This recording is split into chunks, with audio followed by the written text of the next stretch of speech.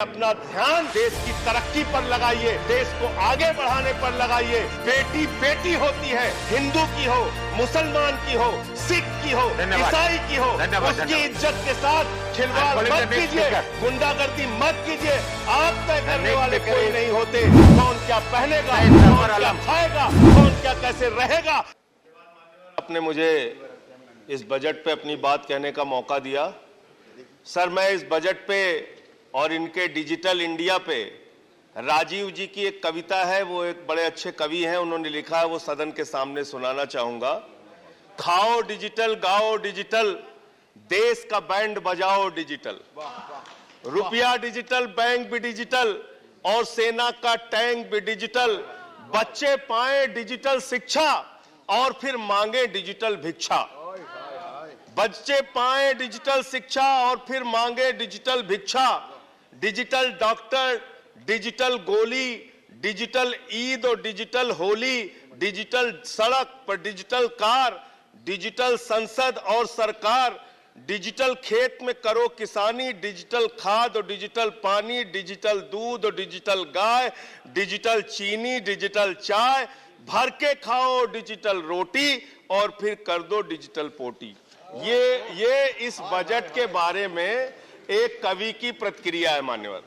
और जो इस सरकार के दावे हैं अब उस पर थोड़ी बात कर लेते हैं मान्यवर। इन्होंने कहा है कि 60 लाख नौकरियां देंगे। मैं पूछना चाहता हूं, आपने तो स्वयं स्वीकार कर लिया, पहले तो आप 2-2 करोड़ करके लोगों को मूर्ख बनाते रहे और अब आप खुद स्वीकार कर रहे हैं कि 2 करोड़ आपके बस की नहीं है। अब आप 60 लाख नौकरियां देने की बात कह रहे हैं। और आप नौकरियां कैसे दे रहे हैं नौजवानों को मान्यवर?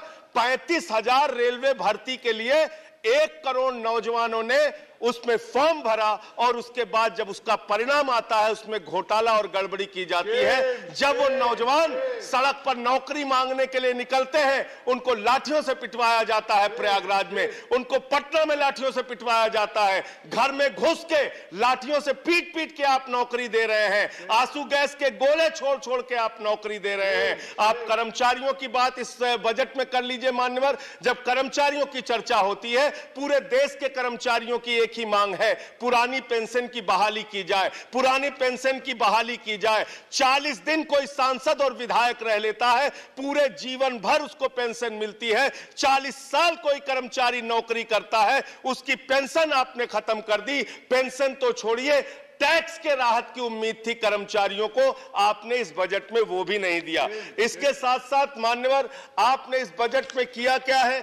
22 तक सबको घर देने की आपकी योजना थी। वो 22 तक घर देने की योजना भी पूरी तरीके से जमीन पर उतर के नहीं आई, वो भी फेल साबित हुई। जब आपसे पूछा जाता है सरकार की उपलब्धि क्या है, सरकार की आमदनी क्या है, आप सीना ठोक के कहते हैं अरे हमने तो आमदनी बढ़ा दी, देश का एयरपोर्ट बेच दिया। फिर आपसे पूछा जाता है कुछ आमदनी बढ़ी क्या सरकार की, कहते हैं हाँ हाँ बिल्कुल बढ़ा दी, steel authority of India limited बेच दिया, कोल इंडिया बेच दिया, बीपीसीएल बेच दिया, एलआईसी बेच दिया, बैंक बेच दिया, पोर्ट बेच दिया, सब कुछ बेचने का काम किया। ये आपका मेक इन इंडिया है, ये आपका डिजिटल इंडिया है। मान्यवर, मैं खत्म कर रहा हूं मान्यवर। मैं मनरेगा की आप बड़ी पीठ थपथपाते हैं अपनी, मनरेगा की चर्चा बहुत होती है। मनरेगा का बजट आपने खत्म कर दिया, खाद की सब्सिडी आपने कम कर दी। इसका मतलब जो गरीबों को अन्न देने की योजना है वो भी योजना एकमात्र आपकी दिखावा है और मार्च के बाद गरीबों को अनाज हिंदुस्तान में मिलना बंद हो जाएगा। अंत में आपके माध्यम से एक ही इस सरकार से अनुरोध करना चाहूंगा कि अपना ध्यान देश की तरक्की पर लगाइए, देश को आगे बढ़ाने पर लगाइए। बेटी बेटी होती है, हिंदू की हो, मुसलमान की हो, सिख की हो, ईसाई की हो, उसकी इज्जत के साथ खिलवाड़ मत कीजिए, गुंडागर्दी मत कीजिए। आप तय करने वाले कोई नहीं होते। कौन क्या पहनेगा, कौन क्या खाएगा, कौन क्या कैसे रहेगा, कौन Zafar Islam, I'm sorry. Please. Thank you very much, sir. First of all, I would